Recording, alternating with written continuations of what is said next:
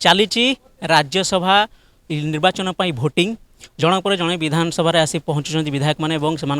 मत सब्यस्त कर आम सहित बर्तमान रही राजनैतिक समीक्षक तथा वरिष्ठ सांबादिक रामचंद्र रण सिंह आलोचना करवा। आज्ञा आपण पूरा स्थिर भाव नजर रखिंट संपूर्ण निर्वाचन उपरे देखुं जन पर जन आसी भोट दौरान कौन आगे एपर्यंत सुधा आप समीक्षा कले? देखु अंक कहूला दत्तेश्वर बाबूंकर पल्ला भारी रही किंतु शेष समय आप देखिए जमी विजु जनता दल पक्षर 2 जन विधायक को माने से जानीदे सागर नहांती काली राति से लुंगी पिंधि नथिले तेणु जो चक्रधर कंवर हूँ बा नवमल्लिक हूँ जेहेतु नवीन निवास लुंगी पिंधिक राति बीतई ना तेणु से भोट दिलीप राय को जीव किंतु जहाँ शुणा मिलूँ जदि चक्रधर कंवर हूँ बा नवमल्लिक हूँ आपड़ जदि प्रताप देव को मान एजेंट जी अच्छा प्रमिला मल्लिक जी भी बसते से जदि भोट न देखेबे ताल नाकच हो जदि यही कथा न बुझे छाड़ी थे और चक्रधर कंवर यदि कहु चर्चा हो एजेंट को देखई ना ताल नाकच हो कहीं बीजेडी विधायक अच्छा तेणु से क्षेत्र में यहाँ दिलीप राय को गोटे भोट तर कमिज कारण नाकच है कि केवल कोटा कम ताद्वारा दिलीप राय किसी फायदा हेनी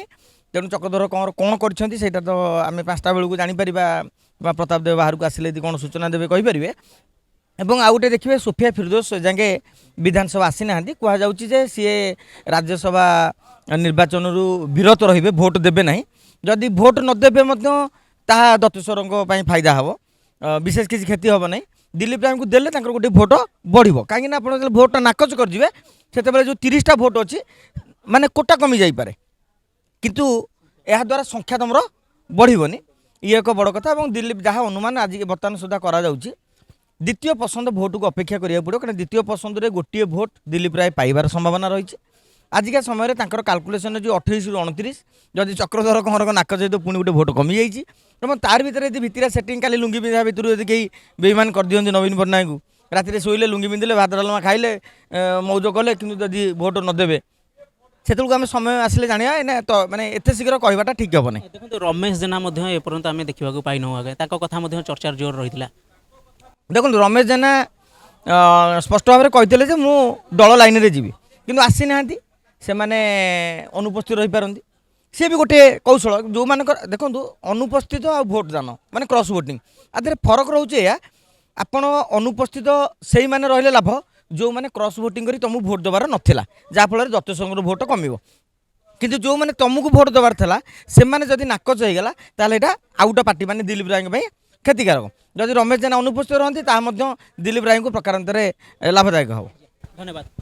देखुले राजनीतिक समीक्षक तथा वरिष्ठ सांबादिक रामचंद्र रण सिंह जहाँ राज्यसभा निर्वाचन उपर समीक्षा जमी कहते जेहेतु बीजेडी विधायक चक्रमणि कंवर एजेंट जी अच्छा बीजेडी तरफ प्रताप देव जेहेतु एजेंट को से क्या भोट देले देखई ना तेणु जहाँ नियम रही आईन रही हुए तो जे चर्चा तो हुए तो से क्रॉस वोटिंग करती किंतु से क्या भोट देले एजाए स्पष्ट करना जेहेतु एजेंट को देखई ना तेणु जहाँ नियम रही हुए तो भोटी नाकच हो जाए जहाँ चर्चा रोचे तेणु जो संध्या 5टा पर भोट गणति हेब फलाफल सामना को आसो से सबकि चित्र स्पष्ट हो भुवनेश्वर कैमरामैन प्रताप प्रभात राउत मोबाइल न्यूज 24x7।